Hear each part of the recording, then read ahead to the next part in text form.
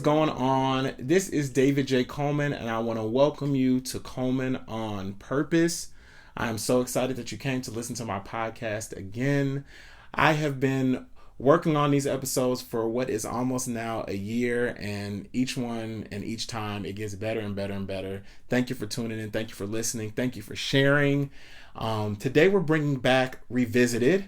I've done a couple of Revisiteds before, and we're going to revisit once more with a very special guest who will be introduced very soon. I recorded this podcast probably about 3 or 4 weeks ago, maybe about 3 weeks ago, and now it is time to share it. This one is called Guarded Guys. It's prefaced or based on one of the episodes that I had called Guarded Nature, and this one is called Guarded Guys. So I want you to tune in, listen, share this with others if you find it inspiring, and yeah, tune in for this chapter of Coleman on Purpose. It's Revisited. Enjoy. All right, you guys, we are here with one of my, he's still a friend because I have known him through social media, basically through Facebook and everything. We went to the same church at the same, we didn't go at the same time. We went at different times. His name is Milton Wilkes, and he is joining me today because I wanted to do another Revisited, and this time we're doing it virtually because he is in Ohio. I'm here in North Carolina. So I wanted to get him on here because we've always managed to stay in contact. And you can explain a little bit about yourself real quick, Milton, and tell them like how we even know each other. Yeah, as you said, David, you and I, we went to the same church, but at different times. And it was funny because meeting his parents, because his parents went to the same church as well, his mother would always say, "Oh my God, you remind me of my David. You remind me of my David." And I never met this David for years. So I was like, well, is this David real? And then somehow we became friends on social media, and we have so many things in common. And that's what has really driven our friendship as long as it has. For sure, for sure. So I know a lot of times when I start a lot of these episodes or these chapters that I have here, there's some chapters that stick a little bit closer to me. So I usually ask whoever I want, because I have some people that are coming up here on the podcast also. So I usually ask like, what topic really stuck out to you? And when Milton showed interest in wanting to come on the podcast, which I'm grateful for, he's like one of my first virtual guests. So he said the Guarded Nature episode. So this one is called Guarded Guys. So we started it. I retitled it for Guarded Guys. And the reason it stuck out to me because I don't know why this topic was so emotional to me. And just recently while I was in therapy and everything like that, even more of this episode really started to stick out. So it's like perfect timing for you to be here and come on. So I do thank you for that. So we're going to jump right in, and I told him it's going to be here. We're going to do it, get it done, and say it how we really feel it. So as I was looking back on this chapter, I discussed about me not wanting to open up myself to other people, and that's relationships, romantic relationships, all of that. Have you ever felt particular about how you approach new relationships with anyone? Have you ever felt that at any time? Yeah. Just to give you a little bit of background and backdrop of my life, I wasn't raised by either one of my parents. So I was raised by my grandmother's sister, and being a part of a whole different, nucleus of a family, it created my guards because you never feel accepted. You never feel part of a family. You always are. For me, I always felt like, oh, this is my cousin, or, oh, this is my nephew. I never got that, oh, this is my son who I'm proud of. So I guarded myself. Anything that I ever felt, fears, any goals or dreams that I had, I never really gave them out to individuals because I didn't feel as though anybody really cared. True.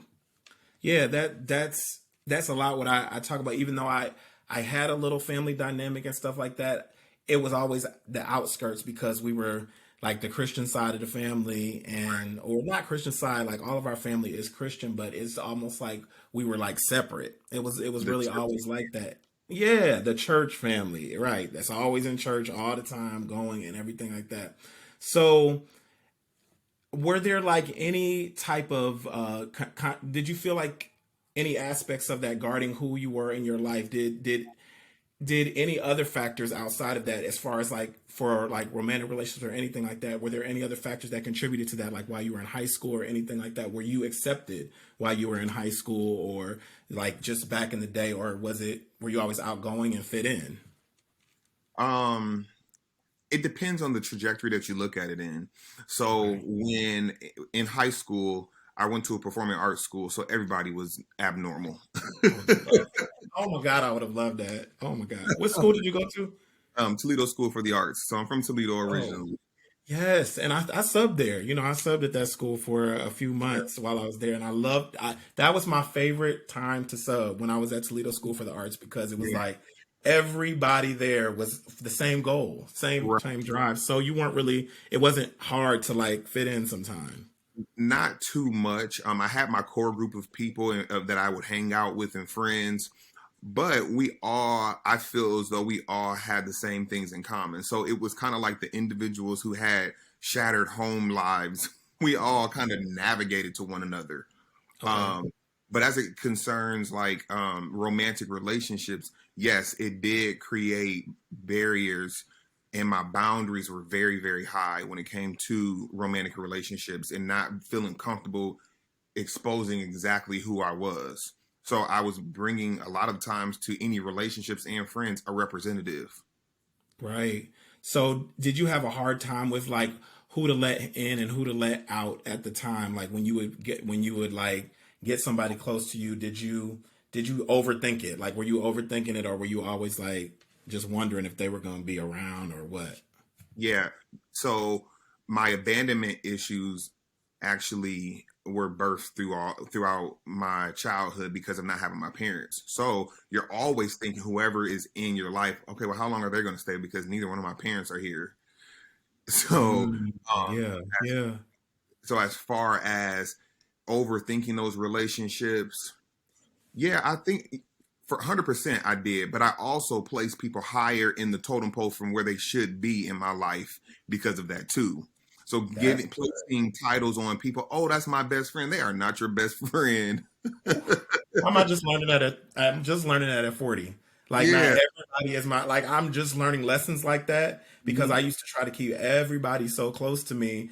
And now even my therapist, like there are tiers to everything. Like I said, you even got tiers to best friends. Like I'm saying, like it's different. And I'm just now learning that because I thought I wanted to be accepted so bad or be Yeah. around so bad, but then you end up getting a lot more hurt. So then you start guarding yourself because you're getting hurt from all the different, like you're trying to create all these relationships that are not supposed to be all close relationships. Seriously, that's real. And I think that until I recognized that, and I didn't recognize that until I was in my 30s. Mm. And I felt so Mm. bad because my 20-year-old self, my teenage, self, I could have eliminated and avoided a lot of heartache and a lot of heartbreak for myself and others. Yeah. Because just as I was broken trying to have individuals to feed parts of my soul, I was breaking other people. Oh, oh my goodness. Yeah, man.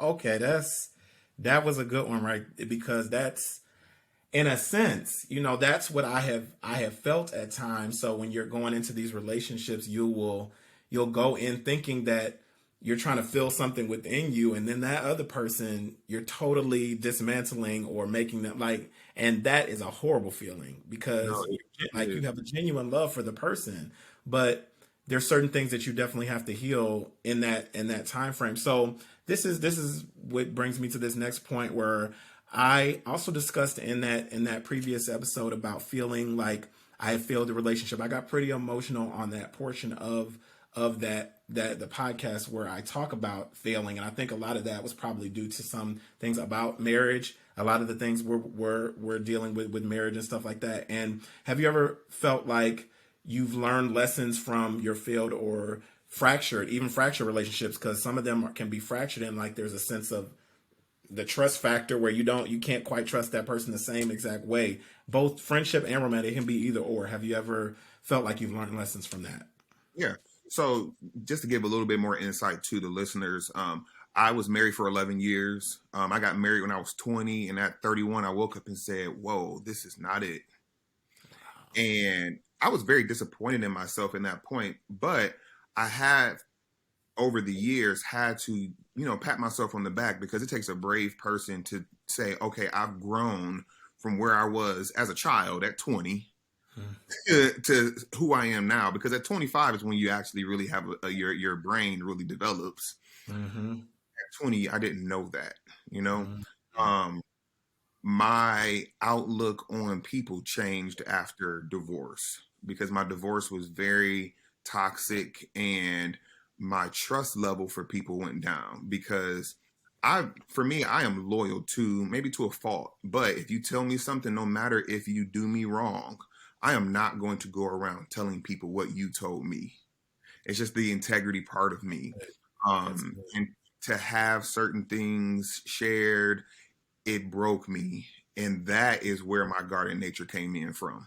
Wow. Oh my goodness. So when when you were going through some of those things where you felt like you had lost trust in people, what were some of the tools, like when you're trying to rebuild those things or feeling yourself? What are some of the tools that you use to help you to build back those walls that people were tearing down all around you? Like what did you use boundaries, or what were some of the other things that you may have used during the time to kind of make sure that that same stuff didn't happen to you again, or Yeah. even stop being Number guarded as much? yeah. Number one was counseling. I Mm, recommend that to anyone. I don't care if you think that everything is peachy keen. Somewhere down the line, there's something that has impacted you to where you are now. So going to a therapist really did help me to bring my guards down and bring them up, just depending on what it was. yeah. Another thing was, sometimes you have to give in. Not everyone needs to get the guarded side of you. So being vulnerable to individuals, and a lot of prayer on who that vulnerability needs to be given to. As far as boundaries, yes, giving people all of you all at once is not something I recommend to anyone. So that was Right. something I had to learn. But again, that was birthed out of not knowing who I was. So I'm like, well, let me just give everything and then they'll accept me. No, that's not how that works. You have to build trust. And in order to build trust, it comes with relationship. So Yeah. that's how I was able to do that. That's wonderful. That's something that, I guess still I am trying to navigate and learn, because when you come out of something like a divorce, like both of us, like you're having to like almost rebuild a life again. You're You almost do. having to rebuild every single thing again, because it feels like a death. To Right. me, it felt like a death.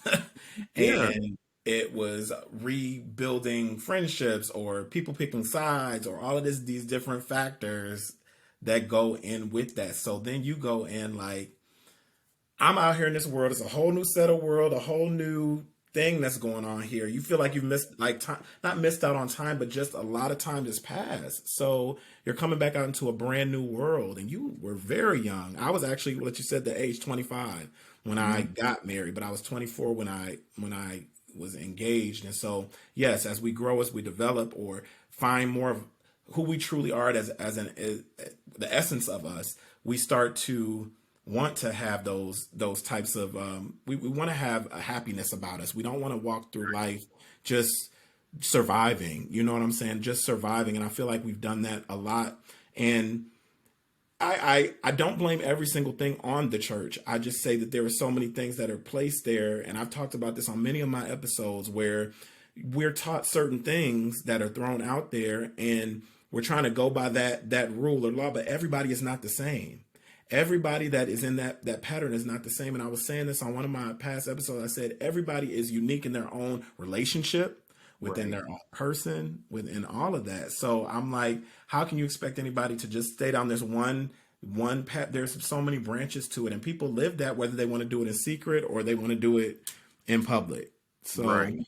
um I had another question I wanted to get to, and I went off on a little tangent, but I think that one of the things I wanted to find out was, how do you as a person navigate people that don't necessarily fit into how you live your life. That could be another family member, that can be another person, that can be anybody. When they don't quite maybe agree with what what's going on, or what do you do to like navigate that, or they're just not, they don't seem like they're connecting with you the way that all your rest of your friends, you have to be all tense around them and stuff like that. How do you connect with that? Because I was just telling you before we even started this, like I just joined a men's group at like my church, and I had anxiety, like Yeah. basically anxiety from it joining, just trying to have a group of people to go around, because I don't necessarily feel like I always fit in. So what did you do? Like, what do you do to navigate people like that? Man, meet people where they are. Okay. So if a person doesn't like that I wear blue all the time, well, I'm not going to come around you. I'm God. going to protect my peace, because at the end of the day, what you think really does not matter. And even the things that people who we think matter, they don't matter in the big scheme of things, because what matters is your peace. Mm, come on. Your peace is what matters, That's and word. you coming home to yourself and being able to sleep at night with yourself is what matters. But Yes. because Yes. we are so hung up on social norms, and we're hung up on the ideals of what our families had for us, that's what keeps us unhappy. And that's why we Mm. have so many people who are miserable and living in misery and committing suicide, because they are not peaceful within themselves because of what Woo. other people think.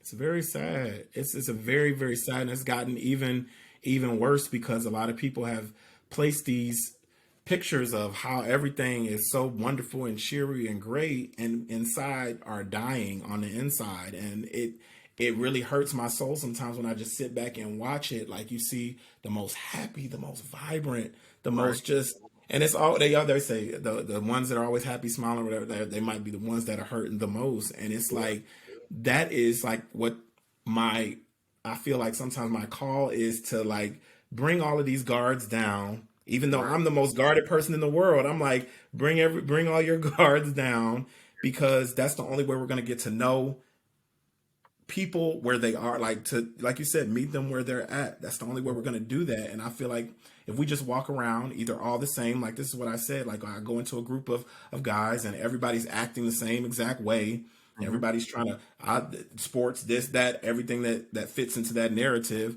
There are Right. guys that like other things, Yeah. not everyone is going to be the exact same. And those are Mhm. some of the things that I try to like to get out of the way. But do you think there is a cutoff for making uh, new friends or building relationship? A lot of people in our present day, they talk about not having a core or not needing anyone else. Do you do you think that maybe it's necessary, or do you think there is that you should only have a few friends, or do you think there has to be many friends, or what where do you see that? So I was talking to someone. I recently moved to Columbus, Ohio from Dayton, Ohio. And coming here, yes, I had friends, but I didn't have intimate friends. And I believe that, people, they don't look at friendships as being intimate.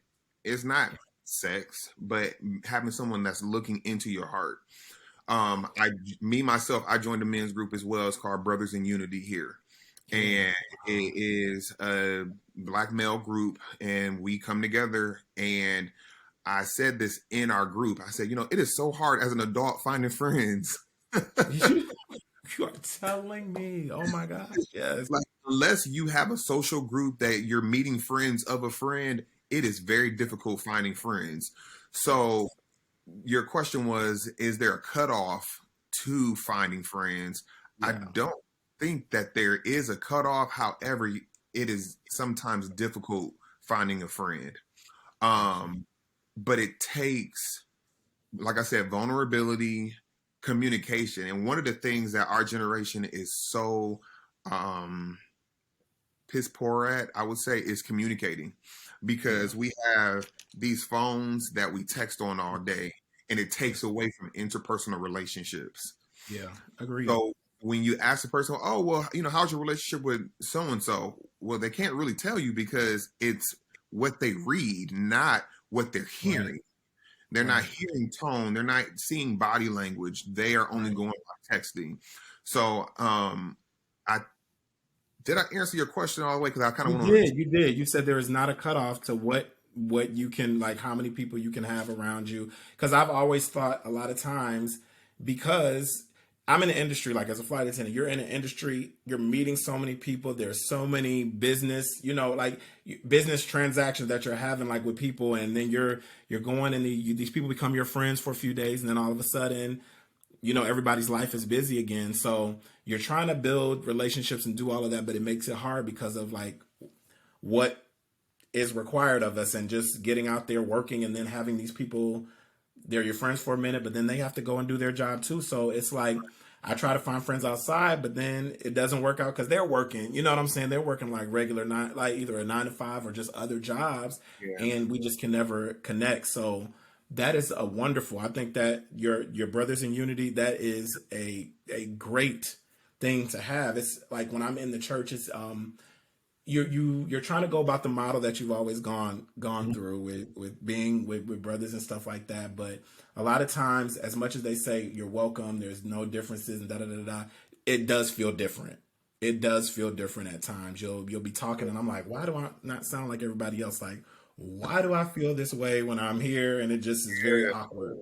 Uh-huh. So you really don't know where to go from there. So it's kind of like, what are you supposed to do? So it's frustrating for me at times. It's But frustrating. sometimes you'll find that one person that will say, you and I come from different sides of the track. We may talk differently. We may have different interests in things. However, I see something in you that I want to either invest or I want to pull from. And that right there, I had a friend from the church that was like that. He's like, we are not anything alike. However, you're my brother. That brought my guards down so much because I had insecurities about bonding with males That's for the I am. for the longest, and it was because I never felt as though I fit into what society would want me to look like or be. That's basically me. That's what I guess I pray for, but then I'll be like, God, you just want me to be a loner. So you be like, you're trying to find all these different things, or there'll just be different types of people that come through, and they're a lot like me. So I just stick around them because, okay, y'all are like me. We're gonna, but sometimes you do want more, because that's like the reason I created this whole like just platform. It was like purpose. What is your purpose? What are you walking into? So I asked that question, like, do you believe that keeping the right people around you is important to a person's journey into finding your purpose in life? Yes, we need community. We were so. I mean, the Bible. If we're going to talk about the Bible, it says we are not meant to be alone. It doesn't mean it's not talking about, oh, you're supposed to have a wife, you're supposed to have a husband. No, it's just meaning walking this thing out called life. You're not supposed to do this by yourself, Mm. and we're not supposed to be monks. Yeah, come So on. I wholeheartedly believe that you need people in order to have a whole, full rounded life. So yeah. Mm. Mm. Is there anything that you would say to any person or any guy, girl, whatever, that's out there that hasn't kind of like found a sense, or they feel like they are so guarded, like the world, you can't find the right person or the right relationship, or you're just have a little oddity about you that's not the normal of what society is? Would you say anything to them to encourage them in this time? Yeah, you are not alone. You are not the first and you are not the last person to have gone through or dealt with the type of pain and hurt that you've dealt with. I encourage you to seek help on what the root cause of that particular pain and hurt is, so that you can actually navigate this life in a healthy way and navigate friendships in a healthy way, so that so that you are able to create a community with your friends, even your family. Um, I believe that a lot of us are suffering in silence because no one else is talking about it. But I'm here to tell you that I have gone through it and I've overcome it with a lot of work, and you can too. That is amazing, and that's good news for like many people, because I just know that this world is, every single day is something new, and the world is changing all around us, like, and we're getting to experience things at a much more rapid pace now. So I feel like there's almost like this urgency that I feel like just with people in general to either get where they're supposed to be real fast or do things. But like you said, you have to do that, you know, the right way. You know, you have to do that the right way. There's not a quick way to get to where, you know, God has us and everything like that. I just want to ask you this also, in keeping your relationship, and you're still involved with church now and everything like that, right? Mhm. How have you been able to just navigate life now outside of, you know, divorce and everything with everything that's been going on, and like just coming to terms with everything and where it's at? What have you done to build yourself and keep yourself, because you know you don't want to leave, like you have that relationship with God, so you're not going to leave, you're not going nowhere. So what have you done like to make sure you maintain and keep that? Ooh, it's a daily process. But There's so I much around us. So much around us is like, go, leave, just don't yeah, stay. You know, what have you done to be like, I'm gonna stay? yeah. I've talked to individuals who've gone through the same thing I've gone through, Okay. and learning from them. I literally was just talking to a pastor yesterday who's gone through a divorce as well, and hearing that I'm not the only person who's gone through one or even a bad one gave me a sense of relief. It's like, ooh, I guess I'm not an anomaly in this, you know? Um, Hmm. a lot of prayer has gone on. Praying for those who have betrayed me, despitefully Hmm. used me, all that type of stuff. Right. Um, Yeah. I've done that. Self care has helped immensely. I think that we take for granted being able to do stuff for yourself. I think sometimes Mm. you get into Mm. the routine of life, wake up, go to work, come home, cook dinner, go to sleep, wake up, go to work, come home, cook dinner, go to sleep. Life is so much bigger than that. And sometimes you have to make time for yourself. And once you make time for Yeah. yourself, you learn who you are, then you are able to realize the red flags from people when they come into your life. You're like, oh, nope, you are not the one. You're not it. And then you avoid those people. Or I you find out woo. those are the people you want to be around. Like, oh, you actually have the white flag that I need to be with, you know? So realizing that I have discernment within myself and not second guessing what I feel. When I get bad That's vibes from good. people, they are no good. I don't like them, and there's something about them that I can't put my finger on, but they're not good for me. It's That's okay to do good. that. And it is this, that does not mean that your guard is just so high up that you don't want to let people in. No, you are protecting yourself because not everybody means good to you. See, and I think that's the line always that is blurred sometimes, because you've been so guarded and you've guarded so many people from like, and some may have been unhealthy guards, you know what I'm saying? Some may have been like, okay, maybe I didn't, but as you learn and you discern and you get further along, you be like, okay, I do need this boundary. I do need this to be yeah, you're just not good. I'm gonna put you over to the side. But you sometimes think in your head that you're doing too much and you're being kind of stuck up. You think you're either Right. being trying to kind of stuck up or something like that, and that's Oh, not always the case. that is so funny you would say that because I was just talking to somebody in my family and they said, oh, you are so stuck up. No, I have healthy boundaries. I'm just like, that's right. Come on, like seriously, Yeah. that's what that is, you know. And they'll make you feel bad about it. They'll make you feel bad about doing that for yourself. And until I came to realize, like, God, my life, you know, my life, everybody's life is valuable, and you have to take care of that. I've seen many people go down the road of just trying to please every single Yeah. person, and I was like, I no longer want to do that because I watched it so much in church. I was like, everybody in this church is not happy and beautiful and saying, "Hey, saints," like I know y'all need to stop because everybody does not get along like Church is the biggest masquerade ball. this. Thank you. I'm like, So yeah, I'm with you on that.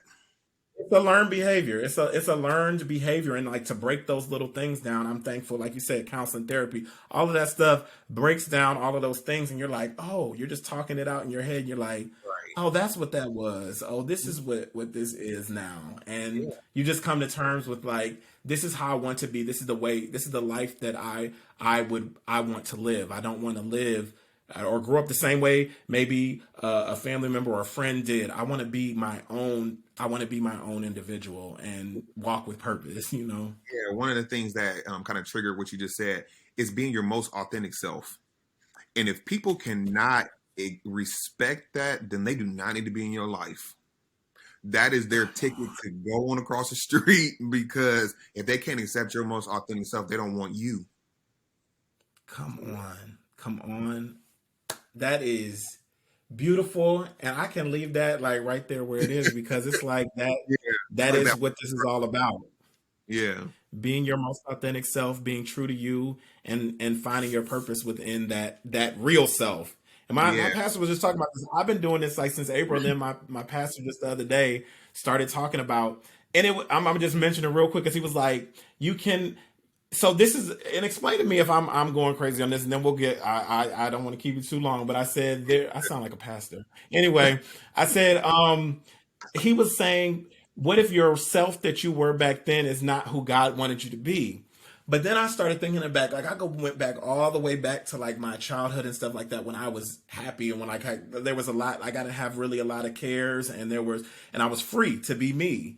right. And what if that really is who you are, like, and you've tried to maintain that, but it's been broken down by society, and then you're trying to get back? Like, have you ever thought about that? Like, I don't think that's thinking too crazy, but I'm just like, what? Crazy, but it's also been broken down by our parents, because if we look back, even like if we go to the scripture or whatever, and I know this is not a biblical podcast, but it is what it is. We church boys. So Hey, it is what it is. Say yeah. it. So the Say scripture it. says, train up a child in the way that they should go, and when they get older, they won't depart from it. Now, it says in the way that they should go, not in the way you want them to go, not the way you purpose them to go, but in the way that they should go. Because all of our plans and the paths that we should go in are not the same. But our That's it. parents have molded us to say, well, you should do this, you should marry this type of Mhm. person, you should go to college, you should work this type of job, and then everything in the world is perfect. And that is not how it is when you grow up Yeah. and you actually do get some book sense. You're like, wow, I've been conditioned. Yes, you really, really have. Like I can always say this in the back of my mind, and I told my friend this. I said, I can always say in the back of my mind, I'm thankful for some of the conditioning, because it has protected, it has kept me, and it's kept some of this sanity. But some Yeah. things I've had to be like, oh, I'm detaching from that. I'm detaching from this. Yeah.